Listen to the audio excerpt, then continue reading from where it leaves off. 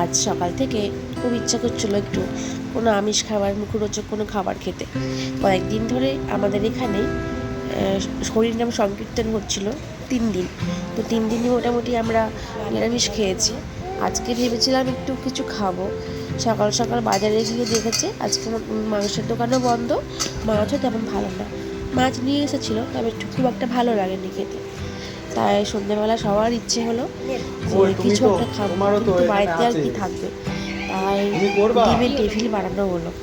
আমার যাই বানিয়েছে, সবাই মিলেই বানিয়েছি, তবে যা মোটামুটি বেশি হেল্প করেছে, সবটাই করেছে বলতে গেলে। আর এই যে বানাচ্ছি, আর সবাই মিলে খাওয়ার আনন্দটাই তো অন্যরকম।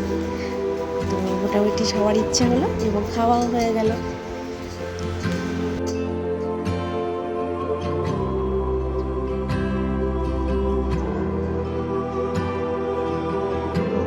এখানে আমার দেওর এগুলোকে কোটিং করছে, আর ওদিকে আমার যা ভাজছে।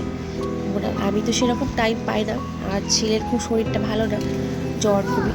তো ওকে নিয়ে থাকতে হলো, খুব বায়না করছে, কাটাকাটি করছে।